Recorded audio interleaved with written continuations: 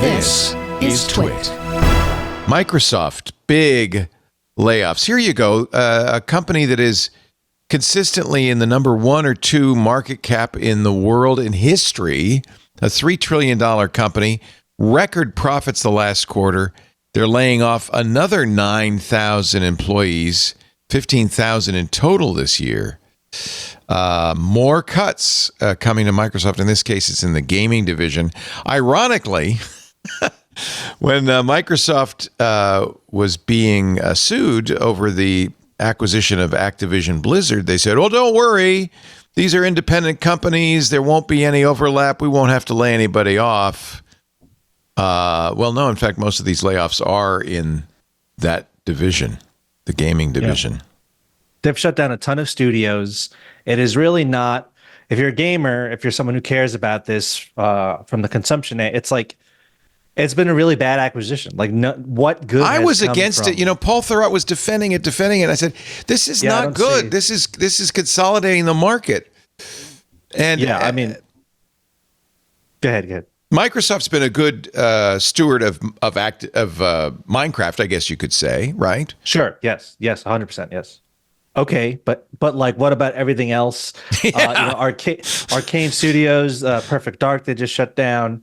John Romero was developing a new game. Like, a lot of funding was pulled for like games folks were looking forward to, and I guess it's all in service of Game Pass. One interesting thing that I've seen come out of this over the past couple of days is people now, and not just the peanut gallery, but developers publicly questioning whether or not Game Pass is sustainable, whether or not Game Pass is to blame for this, because for folks who don't know, Game Pass is basically like the Netflix for games. So you pay $20 a month for the highest tier, thereabouts, and you get access to a full catalog of brand new games, a library of older games, more games than you have time on Xbox and on PC. And that sounds great. If you're a consumer, hey, I have all these games and I pay $20 a month for my fee and I could play all day, every day, instead of having to pay $60 to play Doom, $60 to play Atlas Obscura, instead of paying $60 a pop. That's why I subscribed. I don't play that many games, but I figured it pays for itself. Right. If I play 1 or 2 games a year. Exactly. So the question now is that, okay, that's fine, but are these game studios structured in a way where they're going to get, I don't believe Microsoft has ever really explained how studios are paid or publishers are paid. Spotify has like a very complex like system. It's not just, oh, you get one stream and therefore you get a nickel. It's like your stream is thrown into like a bucket of streams, and then we do some math to determine how many nickels you get. This is what happened in the music industry, right? This is why artists get so little money now from streaming on Spotify. Yeah. And so folks are saying, is this sustainable? If studios were structured, 10, 15 years ago, hey, we're going to create video games, we're going to hire 100 people, we're going to sell this game for $60 after cost, we're going to make X. Okay, that's fine. But now, if they're selling fewer copies at $60 a pop, and they're banking on some sort of ethereal Game Pass kickback from Microsoft, it's to me, it's becoming clear that the math isn't mathing, as the kids say. So we'll see what happens. But like, this is the first time that I've seen sustained conversation. One of the co-founders of Arcane Studios, the guys who made Dishonored back in the day, was an excellent game. He came out and said, "Yeah, I don't know that Game Pass is really working anymore." So it's interesting. And we're beginning to see some criticism of Phil Spencer, who is the CEO of the Xbox division. I don't know how you're the CEO of a division in a company, but that's what his title is. And like, okay, this guy is supposed to be gamer friendly and, yada, yada. And what has happened over the past 10 years other than several studios shut down, games canceled? Like, what good has come? The industry is in a really bad spot, and it just seems to get worse and worse, like with every month. So Perfect Dark, you mentioned Everwild, a first-person shooter from Romero.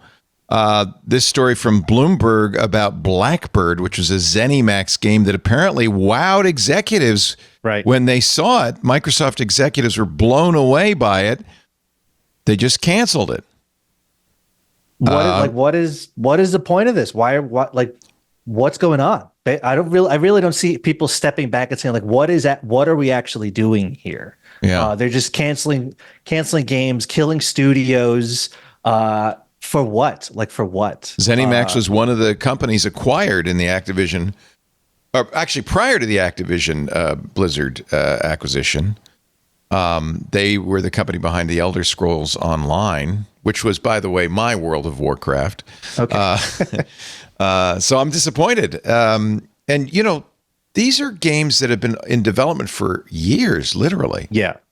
The games today, that's, you know, there's a lot of, I know it's not a game show, but there's like a lot of discussions, like not only like the sustainability of like Game Pass, but like just the game industry, the way games are made.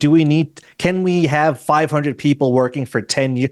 Like Grand Theft Auto 6 is going to come out, you know, I guess next year. Yeah, that game would have been in development for 10 years, easy. Hundreds of people. That would have cost Take-Two, Rockstar, hundreds of millions of dollars. Like, this is crazy. Like, this is a lot of money for like an entertainment product, you know? So I don't know. I don't know what's going to happen, but everyone is like really nervous and like, hey, what are we doing here? What's going on? It's a very confusing time for the industry.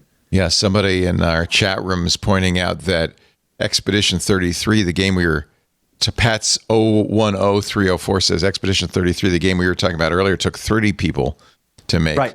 Starfield has 300 people listed in the final credits. It's I don't want to say an indictment, but like, okay, if Expedition 33, which will probably win Game of the Year, I'm sure they've sold a ton of copies. People. Yeah, 30 people made that.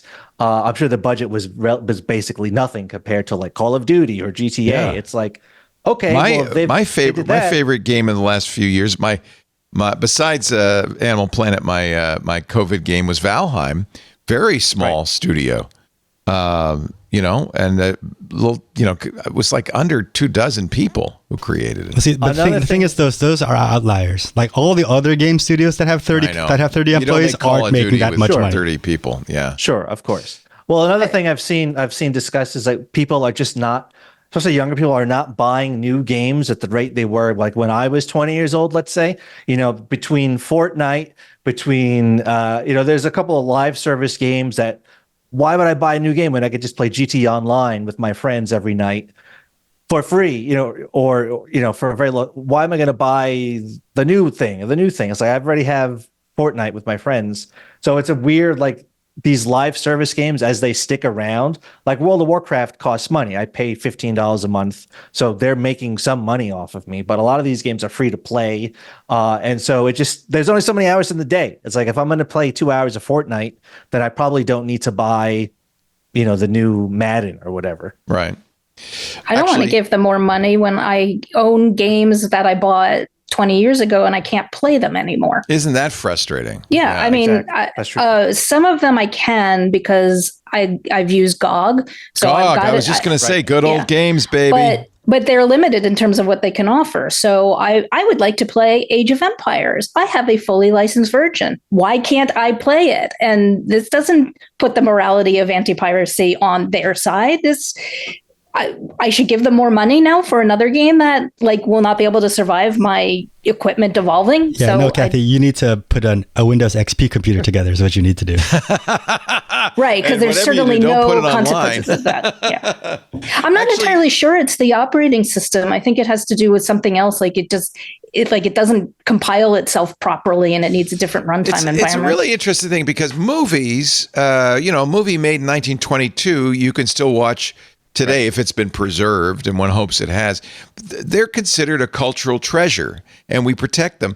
And games, I think you could easily argue, are equivalent and should be preserved. And Kendra Albert and others have gone to the Copyright Office and the triennial rulemakings for Section 1201 of the Digital Millennium Copyright Act and said we need an exemption so we can preserve video games, and they keep not getting it. They may have gotten it in small ways, but I think they keep getting turned down, which is ridiculous. They're absolutely right that this is a part of our culture and it should be archivable, and they're not getting traction on that. And this is just silly. My question is, what's with the layoffs at Microsoft, which is arguably one of the most profitable companies in the world, in history? Right. I mean, what's with the layoffs? Is this how you become more profitable? Is this... They overhire? The reasons I've seen is that they've everyone hired. Well, that's one thing you hear all the time. Oh, everybody overhired during COVID. Pandemic. Yeah. Okay, sure, whatever, fine.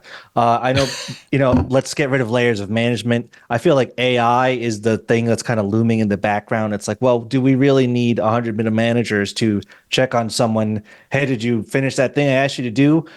When Copilot can do the same. I don't mind firing middle managers. I think that's fine. I have heard somewhere, and now I can't remember where I was. So for all I know, it was the last time I was on the show, but that there was a change in the tax code. We talked about this. This is something that was put in the Trump tax bill last term, but because it wasn't revenue neutral, they put it off. But basically, companies used to be able to amortize the costs of their R&D to spread it out over 5 years. And that includes programmers. That includes people writing video games. That's R&D.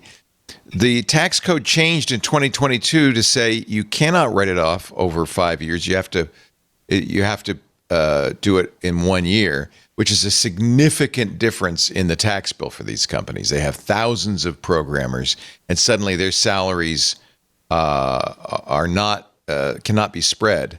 So that's a big deal. And so maybe that Section 174 is the reason. I keep bringing that up to people like Paul Thurrott on Windows Weekly, and they poo-poo it. So I don't know enough about this business to know, but I don't know either. But the fact that ever since you put that in my brain, and I've just been seeing like this massive slashing of so many people. There's something to explain it. Yeah. When the company is so profitable, like it does feel very weird. Yeah. I wonder what the CEO's pay and his bonus look like.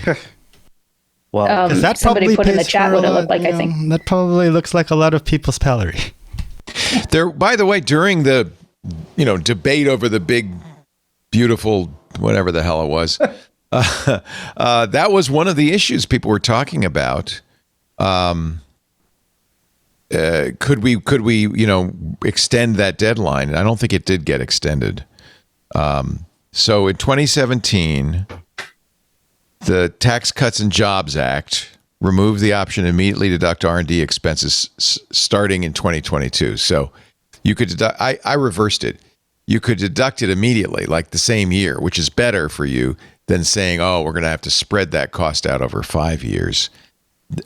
So I reversed it. That it's better to deduct it in the year that you pay it than to spread it out. It now has to be spread out. And that is at least some people's explanation of why all of these tech layoffs in the last 2 years after that. I think we're going to start also seeing criticism. I've seen some commentary online. I don't know that I've seen a whole lot in mainstream press is the use of H-1B visas. Like if you're Microsoft and you're laying off 9,000 people, should you really then also have like 5,000 H-1B visa applications out this year? Like that is, people are beginning to be like, I don't know that makes a ton of sense. I'm not entirely sure. In theory, the H-1B visas, I think, also have to be recruited domestically as well. But I certainly don't want to throw more fuel on the immigration policy fires by complaining about that. The issues are far more complex in terms of exploitation and freedom and moving. And yeah, I guess we'll see. I have seen some commentary like, this is weird. Is anyone? Yeah. So, and I say this also as somebody who was a tech employee immigrant out. I went to Europe as a tech employee, so I had sort of the reverse experience, and it was nice to be able to have that experience. Hey, thank you for watching this little snippet from our big show, the News Roundtable, This Week in Tech. I'm Leo Laporte. Each week we cover the week's tech news, in-depth analysis, but it's also fun and engaging. You'll find it at TWiT.tv along with all of our shows. And if you want more, just hit the subscribe button, and we'll be sure to bring you a lot more great content. Thanks for listening.